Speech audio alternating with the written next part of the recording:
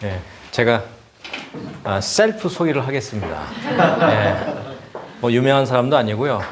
선생님 정보가 조금 잘못 알고 계신 걸 교정해 드리면 공부는 다 한국에서 했어요. 네, 미국에서 좀 일을 하다가 주로 전자공학을 전공했고 이제 경영학으로 학위를 받았는데 피터 드러커에 대해서 자칭 타칭 좀 안다 이렇게 알려져 있고요. 피터 드러커 베스트셀러 가운데서 자기 경영 노트라는 게 있습니다.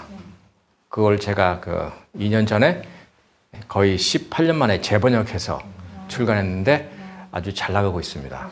예. 근데 제 전략은 인쇄를 안 받는 겁니다. 예, 그래서 한국경제신문사하고 번역할 때 그 전에 번역본이 오타가 너무 많아가지고 제가 경제신문사 사장님하고 만나서 이렇게 책을 내시면 안 된다 얘기해서 제가 번역로 없이 그냥 무상 번역을 해서 출간을 다시 했어요. 지금 잘 나가고 있습니다. 예, 한번 사보시면 큰 도움이 되겠고요. 책 제목이 자기 경영 노트. 예, 자기 경영 노트. 예. 원래 영어 제목은 The Executive라고 써 있는데 한국에서 번역을 그렇게 해버렸어요. 예, 근데 대단히 훌륭한 책입니다. 예. 피터 드러커 들어보신 적 있어요? 예, 거의 다 아세요? 예. 저는 더불어 살기 좋은, 더불어 살만한 나라 건설과 그리고 경영자 육성, 그리고 지구 생태계 보존이 사명입니다. 그래서 경영자 육성의 일환으로서 부산 아카데미에서 강연을 하고 운영위원으로 참여하고 있고 지구 생태계 보존을 위해서 사업을 하는 것이 자원순환센터, 폐기물 처리 사업하고 대마 사업을 하고 있습니다. 예, 그리고 공부를 그렇게 하는 거고요. 지금 시간이 제가 20분 정도 하려고 그러니까 여러분들한테 피터 드러커의 그 전체 내용 중에서 중요한 것만 몇 개 뽑아서 아낄 수 있는 것을 좀 도움이 되라고 말씀을 드리겠습니다. 피터 드러커는 사실 1909년에 오스트리아 헝가리 제국에서 태어났어요. 2005년에 돌아가셨거든요. 경영학의 태도라고 알려져 있습니다. 그러니까 경영학을 한다 그러면 피터 드러커를 모르면 안 되고 마케팅을 한다 그러면 드러커를 모르면 안 됩니다. 그러니까 드러커가 한 말 중에 아주 유명한 말이 있습니다. 여러분 마케팅의 기능이 뭔지 아시는 분 계세요? 네. 이거 답해 주시면 제가 개인적으로 1시간 상담을 해드리겠습니다. 예, 선생님보다 제가 훨씬 못하겠지만, 예, 마케팅의 기능이 뭔지 아세요? 예, 드러커 공부를 좀 하셨어요? 예, 잘 안 하셨나 보다. 드러커가 왜 중요한지 제가 선생님을 뵌 것은 15년 전일 거예요. 선생님의 그 주역이라는 것이 선생님이 말씀하시기를 점술서가 아니다. 인문학이라고 하셨잖아요. 인문학. 경영학입니다. 주역은 경영학입니다. 짧게 들어가면. 그래서 경영학을 알기 위해서는 주역 공부를 해야 되고요. 경영을 잘하기 위해서 주역을 해야 됩니다. 그러니까 여러분들이 선생님처럼 고명하신 분 아래에서 주역을 배우셨는데 제가 일천한 경영을 가지고 얘기하는 게 조금 오늘 긴장되고 뭐 그렇네요. 다 탄론할까 봐. 네. 마케팅의 기능은 굉장히 중요합니다. 예. 영업이 필요 없게 하는 겁니다. 예. 이 드러커의 통찰력입니다. 예. 선생님 말씀하신 그 안목을 드러커는 가지고 있던 사람인데 1909년에 태어나서 2005년에 돌아가셨으니까 한 95세 정도 됐을 거예요. 근데 이분이 1909년에 오스트리아 태어난 그 시대상이 뭐냐면 지금은 오스트리아가 인구가 한 890만 명 소국으로 바뀌었지만 당시에는 헝가리 오스트리아 제국이었습니다. 유럽에서 최대 강국이었어요. 인구 5천만 명. 역사가 흐르면서 독일이 침공하고 쪼개져가지고 지금 작은 나라가 됐는데 거의 유럽의 모든 석학들이 오스트리아에 있었다고 보시면 됩니다. 우리가 아는 프로이드, 유명한 사람들 거의 다 오스트리아입니다. 예, 그래서 그 많은 사람들이 2차 대전이 끝나고 또 2차 대전 중에 미국으로 가서 오늘의 미국이 된 겁니다. 예, 그러니까 미국이 인재들이 모였기 때문에 된 나라지 자원이 많다고 된 나라가 절대 아닙니다. 예, 그 역사적인 사실이 있고요.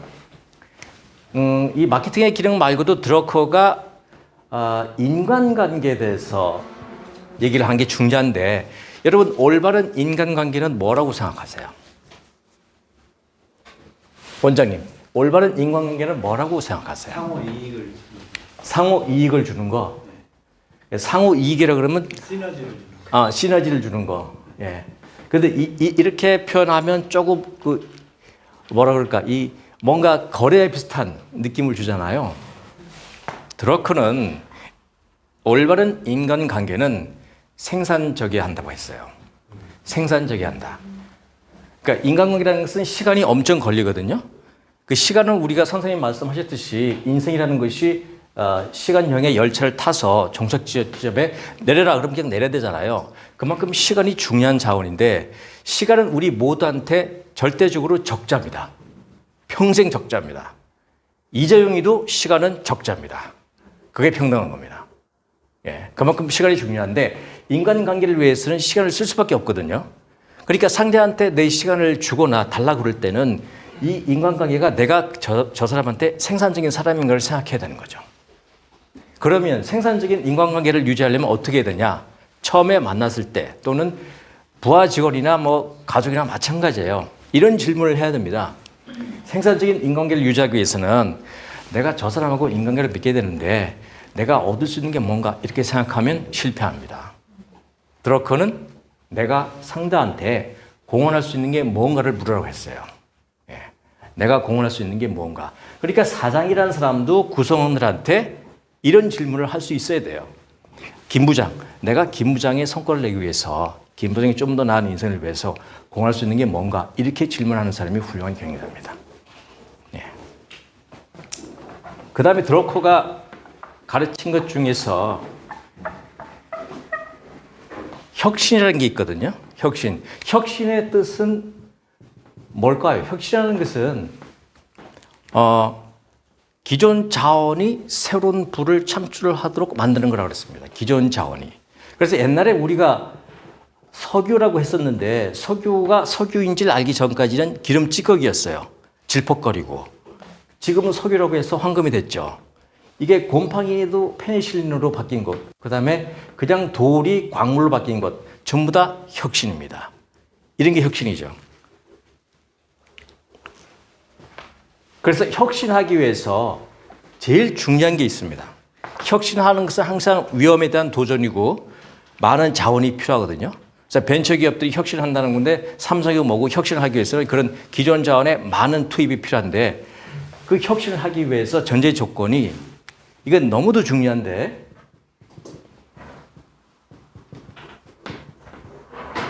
체계적 폐기입니다. 예. 자기가 어떤 새로운 프로젝트, 새로운 일을 하려고 한다면 기존에 있던 일 중에서 폐기를 해야 됩니다. 버리지 못하면 혁신하기가 어렵습니다. 왜냐? 자원이 없기 때문에. 그리고 집중할 수 있는 에너지가 없습니다. 그리고 우리가 평소에 항상 우리는 혁신하고 삽니다. 여기서 혁신하지 않는 분 계세요? 자기 삶이 혁신이 없는 분 계시냐고요? 없습니다. 혁신하지 않는 분은 이 자리에 올 수가 없습니다. 죽었기 때문에. 왜냐? 인간으로서 혁신의 기본은요, 똥입니다. 예. 똥 안 싸고 살 수 있나요? 똥은 폐기거든요, 폐기. 쓰레기의 폐기입니다. 그러니까 체계적 폐기라는 것은 육체적인 폐기에서 시작해가지고 정신적인 폐기까지 모든 것을 버릴 수 있어야 혁신할 수 있는 거거든요. 그리고 아까 마케팅의 기능이 영업하지 않는 거라고 그랬지 않습니까? 그러면 영업하지 않으려면 어떻게 해야 돼요? 영업을 좋아하는 사람은 없어요. 영업 좋아하세요? 예, 나 영업 잘해. 있으세요? 영업 잘하는 사람은 뽑으면 안 됩니다. 예. 왜냐하면 이 시대에 맞지 않기 때문에 그렇습니다. 옛날에는 영업 잘하는 사람이 훌륭한 인재였는데 지금은 그런 인재 뽑으면 안 됩니다. 예. 제가 흔히 드는 사례가 애플하고 삼성의 비교인데 애플은 마케팅 회사죠. 삼성은 어떤 회사인가요? 예? 제조회사요. 예.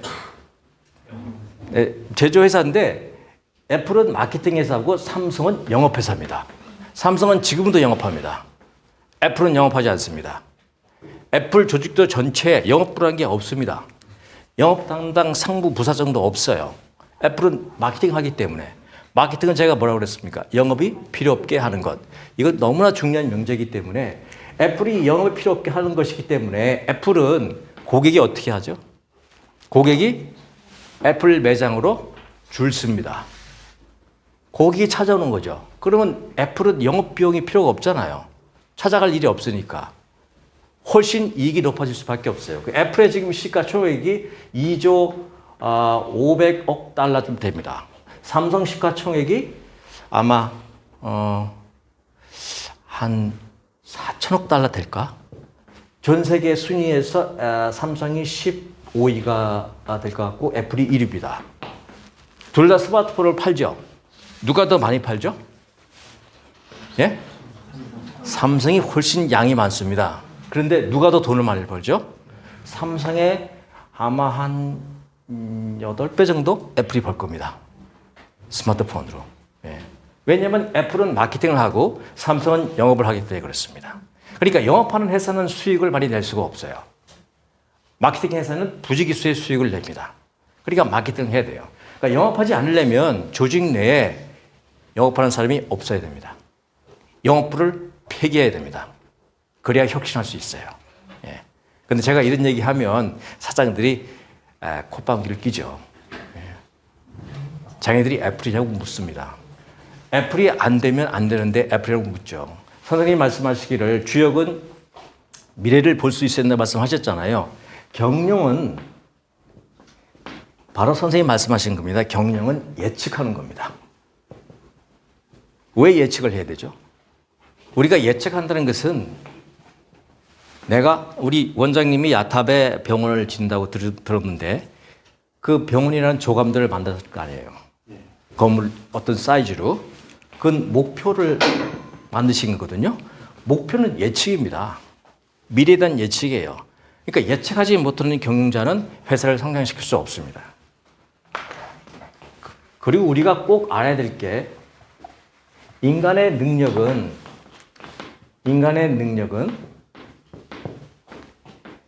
역량 곱하기 기술 곱하기 지식으로 이루어져 있습니다. 여기서 역량은 뭘까요? 역량은 잘 안 바뀝니다. 이게 재능보다 좀 넘어선 DNA 비슷한 거라서 역량은 25세를 피크로 거의 수정이 불가능합니다. 이거는 하버드 대학 연구 결과로 나와 있어요. 아주 큰 조사를 해서 발견한 건데 기술은 테크놀로지죠. 기술은 계속 갈고 닦으면 됩니다. 지식은 어때요? 우리처럼 계속 공부하면 늘어날 수 있죠. 그러니까 이걸 제가 자동차로 비유하는데 역량은 엔진입니다. 기술은 운전 기술이고 지식은 연료입니다.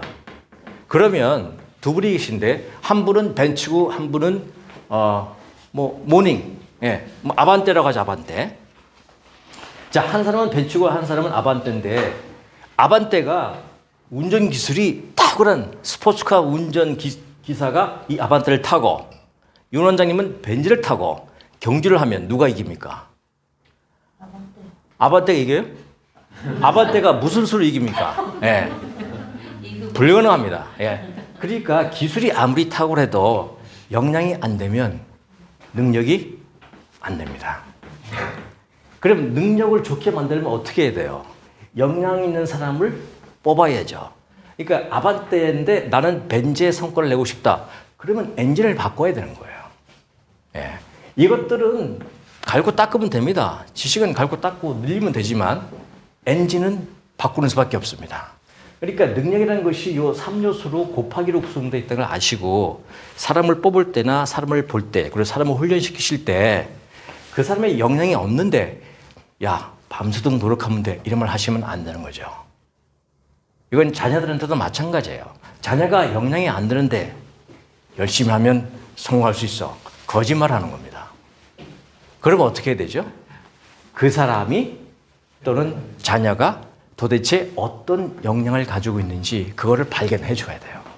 그리고 빨리 발견할수록 좋죠. 얘는 공부할 수 있는 머리가 아닌데 공부하라고 자꾸 하면 어떻게 되죠? 자살합니다. 그래서 한국이 세계 최고의 아동 자살, 요즘은 10대 애들도 심지어 초등학생들도 자살하겠다는 비율이 40%가 넘어요. 대한민국이 그렇습니다. 이런 것 때문에 그래요. 부모가 모르니까. 예, 푸시하죠. 그럼 자살하죠. 예, 절대 그렇게 해서는 안 되죠. 그러니까 아이의 역량이 뭔지를 얘가 요리를 좋아하고 요리를 잘하는지 그걸 발견했으면 그걸 부채질을 해줘야 돼요. 예, 그게 바로 강점 경영입니다. 약점은요, 약점은 노력한다고 바뀌지 않습니다. 여러분들 자기 약점이 있는데, 야, 내가 20대 때 약점이 있었는데 지금 30대인데 약점을 바꿨어. 그런 분 있으세요? 불가능합니다. 거의 불가능합니다. 약점은 노력한다고 되는 게 아닙니다. 그러면 어떻게 해야 되죠? 강점에 집중해야 됩니다. 예. 강점을 계속 투자하고 강점을 개발시키면 더 나은 성과를 낼 수가 있어요. 자녀도 마찬가지예요. 자녀의 강점을 바라보고 강점을 칭찬해 훌륭한 부모인데 약점을 가지고 야, 너 그렇게 하면 인생 어떻게 살려고 그래? 너 서울대 어떻게 가려고 그래? 훌륭한 부모가 아닙니다. 애를 망치는 거죠. 그러니까 구성원들한테 이런 얘기를 할 수 있어야 훌륭한 경영자입니다. 그리고 경영이라는 것을 한마디로 말하면 선생님의 주역을 정의하는 셈인데 경영은 나와 세상의 관계를 바람직하게 창조하는 겁니다. 나와 세상의 관계를 바람직하게 창조하는 것. 선생님 말씀하신 것도 마찬가지로 이 드러커 경영학도 결국 그만하라고 지금 요거를 제가 마치겠습니다. 좀 더 해 주시면. 우리 7시 반에 저기. 괜찮습니다. 좀더 하고. 그러세요? 네. 아니 도움이 되세요? 네. 지금 이렇게 조금만 더 하겠습니다. 감사합니다. 아니, 사실은 제가 바닥에 들어갈까봐 미리.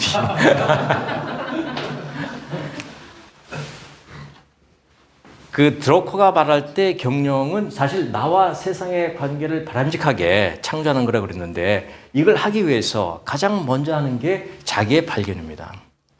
자기의 발견. 아까 자기의 발견이 자기의 능력을 발견하는 겁니다. 그 가운데서 나의 역량을 발견하는 거예요. 그래야 자기가 성과를 내고 자기가 원하는 미래를 만들 수 있어요. 네. 자기를 발견한 다음에는 상대를 발견하는 겁니다. 자기와 인간관계, 자기와 만나야 할 사람, 거래할 할 사람의 상대를 발견하고 그 다음이 세상을 발견하는 거죠.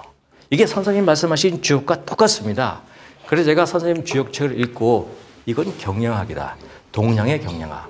그러니까 동양의 피터 드러커라고 그러면 선생님이죠. 제가 이렇게 비유를 합니다. 피터 드러커는 세계적인 경영의 구루라고 해서 미국의 경영학 교수가 그 세계 역사에서 경영학 분야에서 여러 사람이 책을 내고 유명인사가 됐는데 이분이 오랜 세월 동안 조사를 했어요.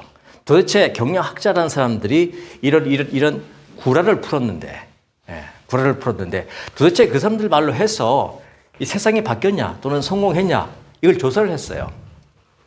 99.9%가 거짓이라는 겁니다. 그 사람 말 해서 그대로 해가지고 성공한 게 없는 거예요. 그런데 한 사람 예외가 있다고 그랬어요. 피터 드러커. 그래서 피터 드러커가 인정을 받는 겁니다. 그러니까 훌륭한 경영자가 되고 싶다면 우리 모두는 사실 경영자입니다.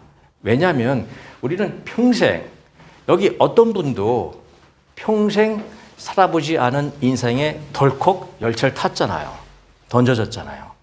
우리가 살아본 사람이 있습니까? 인생 미리 살고 나온 사람 여기 아무도 없습니다. 그런데 그 인생이라는 것이 결국 뭐죠? 벤처기업입니다. 그래서 우리는 벤처기업 경영자입니다. 그런데 그런 경영자들이 경영학 공부를 하지 않고 인생을 살다 보니까 힘들고 지치고 어렵게 되죠. 그러면 남들도 어렵죠. 그래서 경영학 공부는 초등학교 때부터 해야 됩니다. 저는 집에서 그 아이들한테 그런 얘기를 자주 했어요. 피터 드러커 얘기를. 귀가 따갑도록. 왜냐하면 경영자는 회사에서 반복하지 않으면 안 됩니다. 경영자 할 일은 반복입니다. 뭘 반복하냐요? 자기의 사명과 비전을 반복해야 됩니다. 비전은 이 사명과 비전을 헷갈리는 경우도 있는데 비전은 미래의 결과입니다. 모습.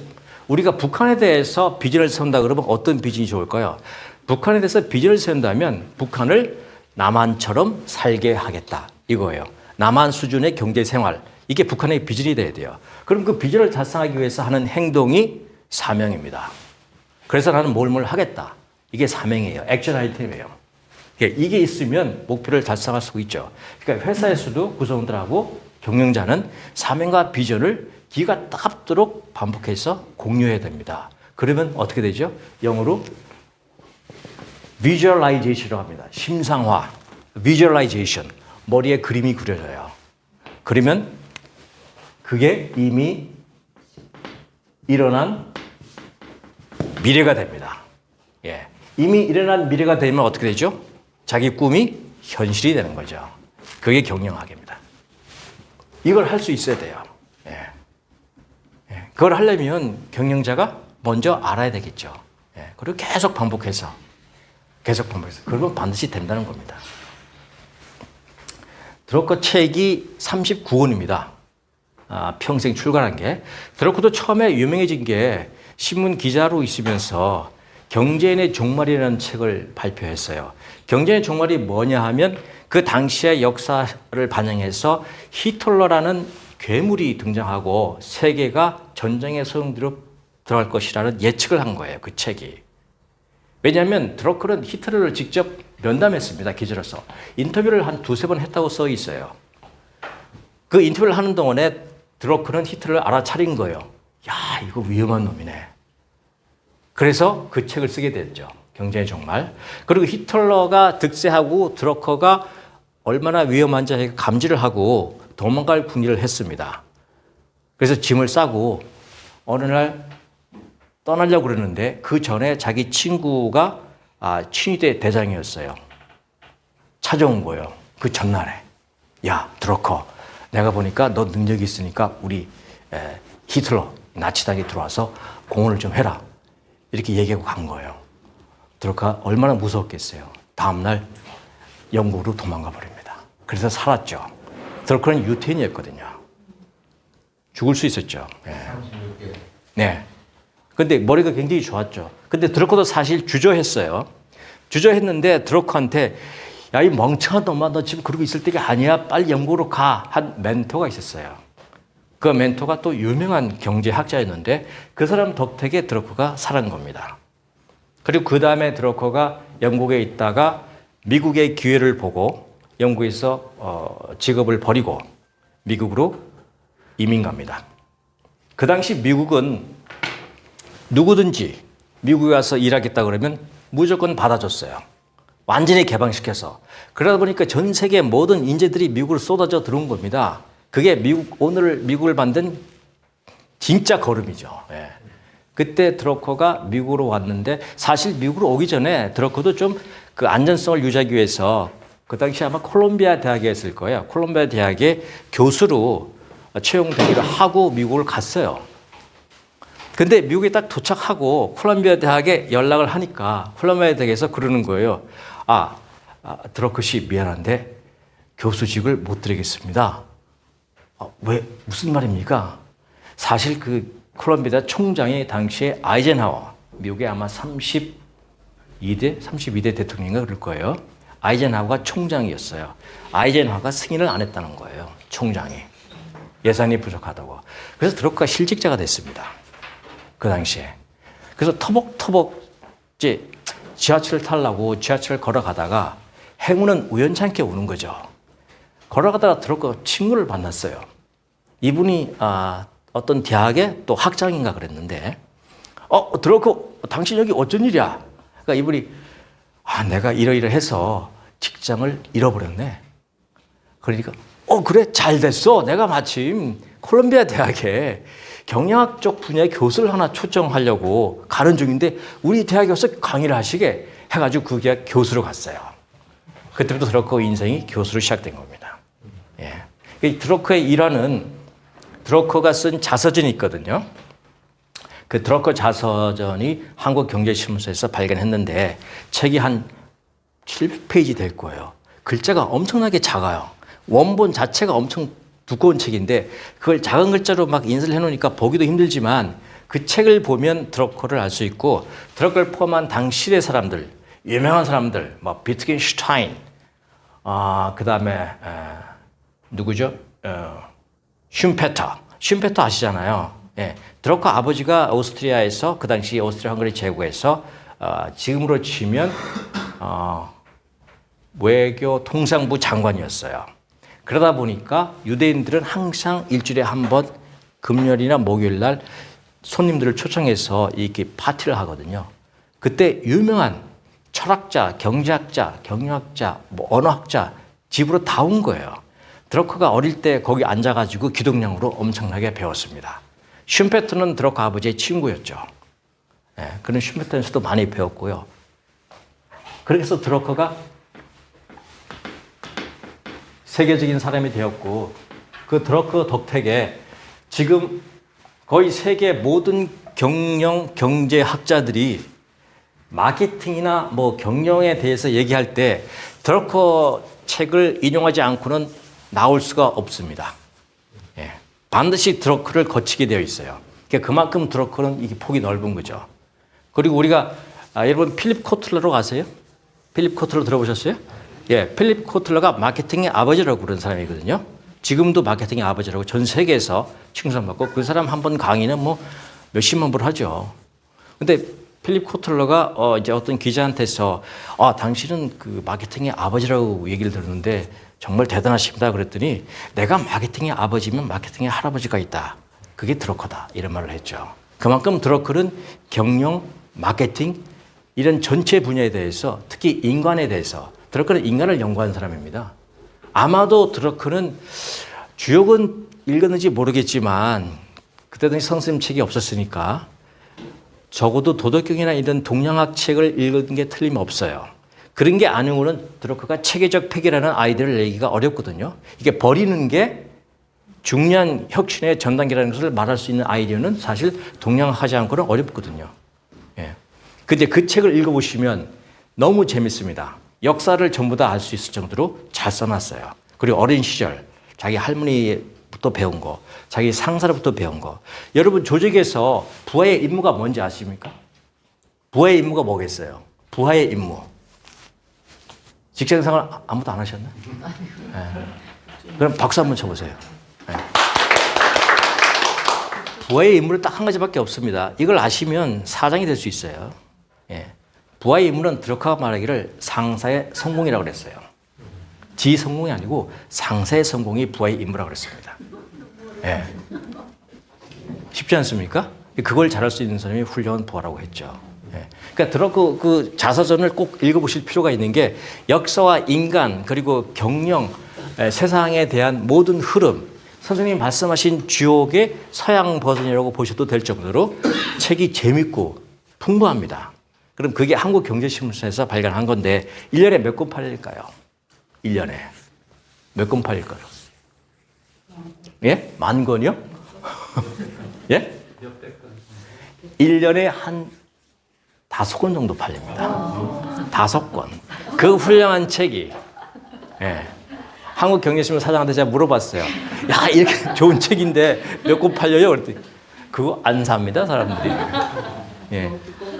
예, 굉장히 두껍고 근데 그렇게 재밌는 책을 안 샀는 건 저는 좀 이상한데 아무튼 여러분 시간이 되시면 예, 그 드러커 자서전을 좀 사보시고 그리고 드러커의 자기 경영 노트를 사서 여러분 가족이나 여러분이 사랑하는 사람들한테 그 책을 꼭 선물하세요.